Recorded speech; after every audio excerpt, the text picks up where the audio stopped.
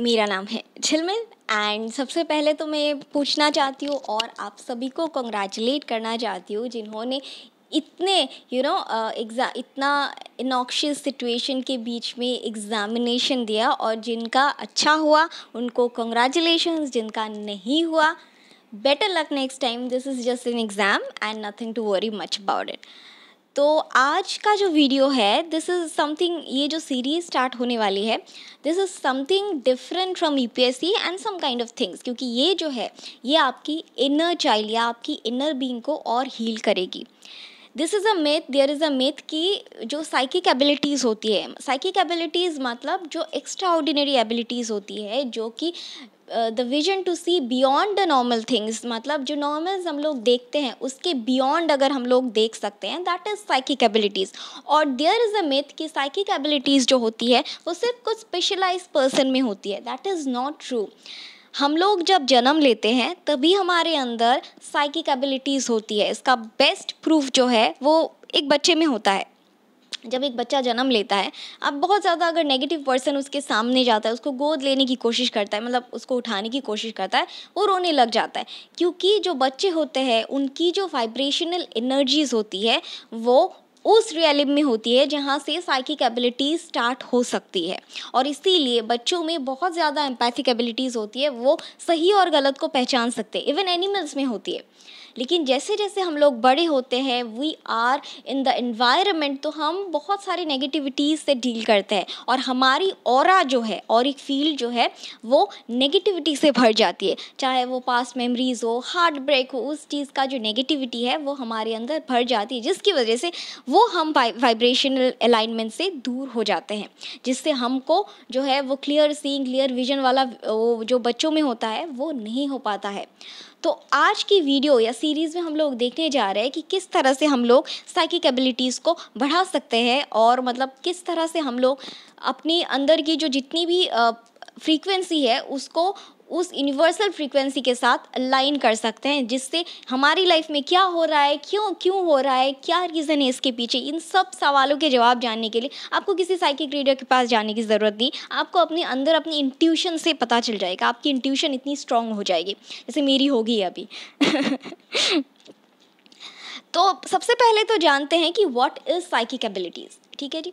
Psychic abilities जैसे कि मैंने कहा कि एक्स्ट्रा ऑर्डिनरी एबिलिटीज़, तो कुछ जो साइकिक्स, बहुत सारे डिफरेंट तरह की एबिलिटीज़, बहुत सारे डिफरेंट तरह के साइकिक गिफ्ट्स होते हैं जो कि हम लोग डिस्कस करेंगे. सबसे पहला होता है क्लियर वॉयंस.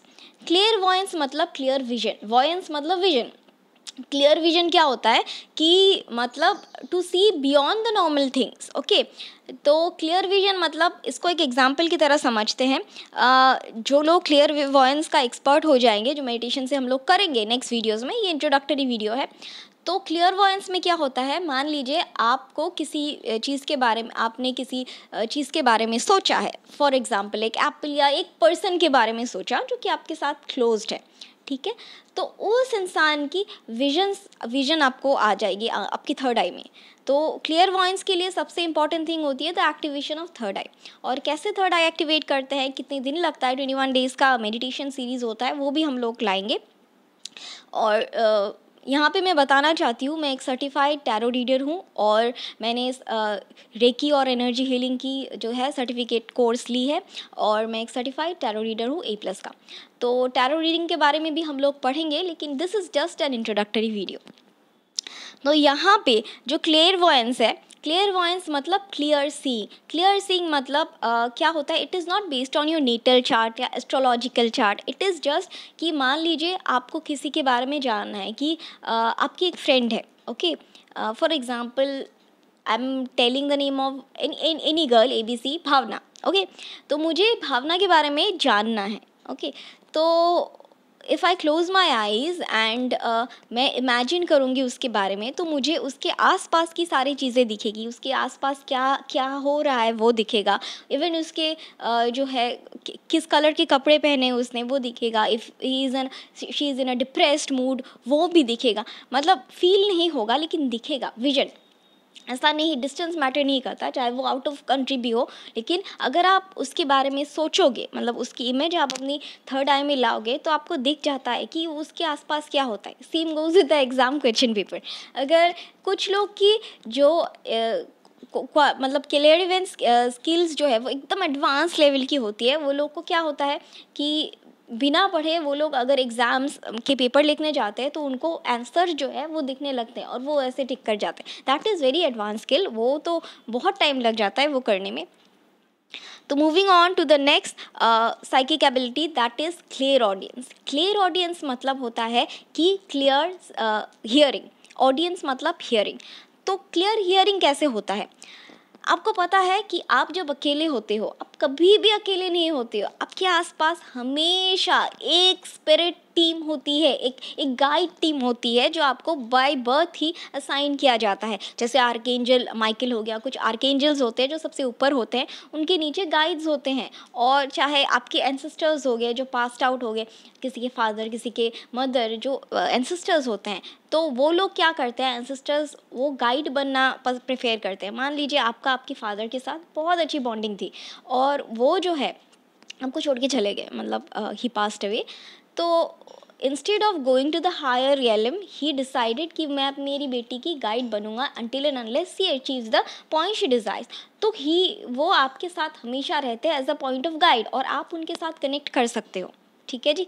एंड आप अपनी स्पिरिट्स के साथ कनेक्ट कर सकते हो जो आपको मिंटोर करते हैं। और इसका आपको जब आपकी जो वाइब्रेशनल एनर्जी है तब उस लेवल तक पहुंच जाएगी, तब आपको वो एहसास होगा, आपको सिंक्रोनिसिटीज़ दिखेगी। मतलब नंबर में जब आप घड़ी देखोगे तो इट विल बी 1111 साइन, या फिर 2222 साइन, सिंक्रोनिटीज़ दिखेगी, या फिर आपको फेदर्स दिखेंगे, मतलब कहीं ना कहीं फेदर्स दिखेंगे। उसके बाद आपको कॉइन्स दिखेंगी, बहुत सारे डिफरेंट टाइप की कॉइन्स, या फिर आपको अपने आसपास जो है वो ऐसी चीज़ें दिखेंगी जो आपको एंजल्स या स्पिरिट रियलिम से मतलब कनेक्ट होने का बारे में बताएगा। आपके इंट्यूशन में अचानक से कुछ आएगा कि एक वर्ड आपको बार बार सुनाई देगा। फॉर एग्जांपल, आपको मान लीजिए आपको आपके आसपास कोई डेंजर में है, तो आपको ये सुनाई देगा रोड एक्सीडेंट, तो इस तरह से आपको सुनाई देगा। Clear audience, okay.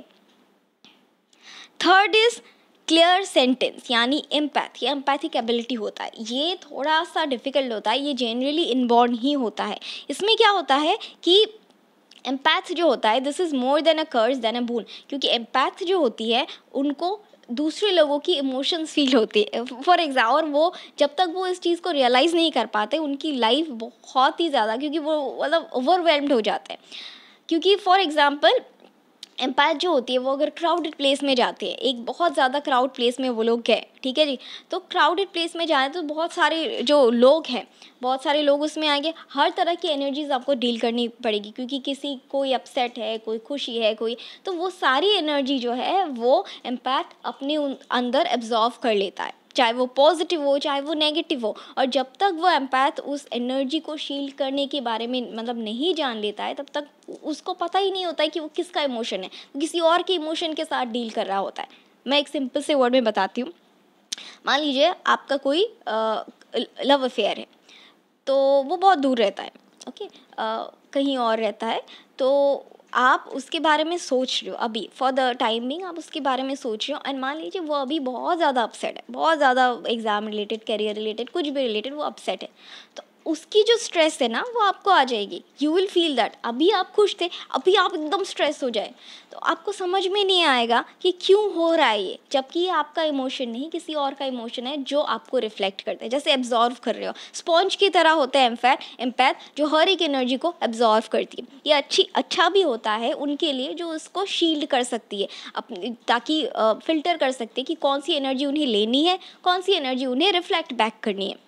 इसके बारे में भी हम लोग डिटेल में पढ़ेंगे कि क्लियरेंस किस तरह से एक्टिवेट करता है, क्लियर ऑडियंस किस तरह से एक्टिवेट करते हैं, और एम्पैथिक एबिलिटीज़ किस तरह से एक्टिवेट करते हैं। इसके बारे में हम लोग हर एक वीडियो में डिटेल डिस्कशन करेंगे। तो ये जो 3 एबिलिटीज़ हैं, इनको बहुत सारे रीडर्स जो हैं वो डिवाइनेशन टूल्स के ज़रिए इस्तेमाल करते हैं। फॉर एग्जांपल टैरो रीडिंग हो गया, इंट्यूटिव टैरो रीडिंग, मतलब टैरो रीडिंग के ज़रिए वो लोग अपनी स्पिरिट गाइड्स के साथ मतलब कनेक्ट होते हैं और बताते हैं कि क्या होने वाला है। उनकी स्पिरिट गाइड्स जो है वो टैरो के ज़रिए उनको बताते हैं। कुछ लोग रून्स का इस्तेमाल करते हैं, रून्स मुझे बिल्कुल नहीं आता है। उसके बाद कुछ लोग पेंडुलम डाउजिंग करते हैं। पेंडुलम डाउजिंग के बारे में भी हम लोग अलग वीडियो में बताएंगे, वो बहुत इंटरेस्टिंग होता है, बहुत इफेक्टिव। मतलब सारे डिवाइनेशन टूल्स में मुझे पेंडुलम डाउजिंग जो है वो बेस्ट लगता है। तो ये है सबसे basic, this are the chakra system of our body. Chakra मतलब energy vortex, energy vortex in our body. आपको क्या लगता है एनर्जी सिर्फ लाइट और एसी में होता है? एनर्जी हमारी बॉडी में भी होता है, और ये सारे जो एनर्जी वोर्टेक्सेस इन आवर बॉडी है। लेकिन जब जब जब जब हम लोग नेगेटिविटी को अट्रैक्ट करते हैं, फॉर एग्जांपल डर को अट्रैक्ट करते हैं, जेलसी को अट्रैक्ट करते हैं, तो वैसे वैसे ये चक्रा सिस्टम जो है वो डिमिनाइश हो जाता है। या फिर ऑन द कॉन्ट्रेरी, जैसे जैसे ये चक्र सिस्टम डिमोनाइज होता है, हम लोग नेगेटिविटी या हम लोग कमज़ोर हो जाते हैं। देखते हैं कौन से चक्र क्या क्या होते हैं।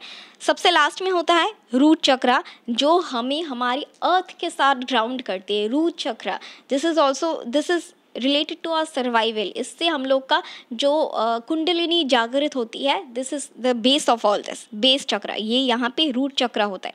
रूट चक्र को एक्टिवेट करने के लिए मेडिटेशन करना होता है, एंड रूट चक्र का कलर होता है रेड और मंत्र होता है लाम। तो रूट चक्र अगर एक्टिवेट नहीं होता है तो आपको डर लगने लगेगा, या फिर आपके एड्रिनल डिजीजेस होंगे। एड्रिनल मतलब आपको किडनी इश्यूज़ हो सकते हैं, ब्लैडर इश्यूज़ होते हैं। अगर वुमेन हो तो उनको फेमिनाइन इश्यूज़ हो सकते हैं। तो इस तरह के इश्यूज़ होते हैं जब आपका जो बेसल चक्र है वो कमज़ोर होता है। और मेंटल लेवल पे होता है कि आप डर हो, इनसिक्योरिटी हो आपके अंदर, तो बहुत ज़्यादा, तो इस वजह से ये जो है ये मदर अर्थ से कनेक्ट नहीं कर पाता। तो one of the most easiest thing to make a balance in your root chakra is आप सॉइल पे यानी मदर अर्थ पे वॉकिंग करो 15 मिनट तक कंटिन्यूसली बेयर फुट। तो वैसे ही आप मदर अर्थ से कनेक्ट हो जाओगे और आपका जो रूट चक्र है वो थोड़ा थोड़ा ओपन होने लगेगा। इसके लिए मेडिटेशन क्या है, किस प्रोसेस है, वो हम लोग नेक्स्ट वीडियो में डिस्कस करेंगे। उसके बाद आता है सेक्रल चक्र, सोलर ब्रेक्चर चक्र, हार्ट चक्र। हार्ट चक्र आपके हार्ट में जो ग्रीफ है उसको बताता है। अगर आपके हार्ट में इमोशनल हार्ट ब्रेक हो गया है, अचानक से ग्रीफ है, तो हार्ट चक्र बहुत कमज़ोर हो जाएगा आपका। उसके बाद थ्रोट चक्र, अगर आपको थायराइड रिलेटेड इश्यूज़ है तो आपका थ्रोट चक्र कमज़ोर होएगा।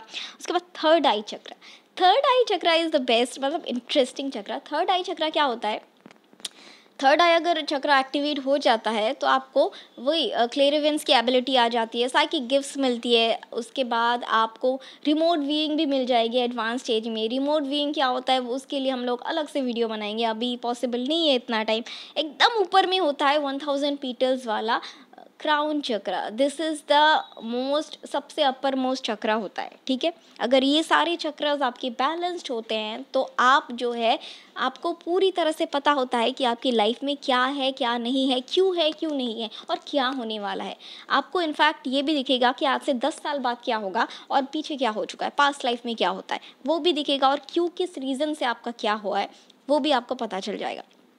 तो ये तो बस इंट्रोडक्टरी वीडियो था। नेक्स्ट वीडियोस में हम लोग डिटेल में डिस्कस करेंगे हर एक चीज़ के बारे में। क्लियरविंस किस तरह से एक्टिवेट करते हैं, क्लियर ऑडियंस किस तरह से एक्टिवेट करते हैं, और नॉर्मल इंसान के लिए मतलब लेमन स्टेज से बताएंगे कि किस तरह से क्या एक्टिवेट करते हैं। There is no rocket science in it, it's very easy. तो अगर आप लोग डेडिकेटली करो तो विद इन 2 मंथ्स आप लोग एक्टिवेट कर सकते हो, और आपको उसके बाद किसी साइकिक रीडर के पास जाने की ज़रूरत ही नहीं है। आप अपने सवालों के जवाब खुद ही निकाल सकते हो। ठीक है जी, तो ये हमारे वीडियो का एंड। आज के लिए बस इतना ही, कल फिर मिलेंगे कुछ नए लेक्चर्स के साथ। Thank you.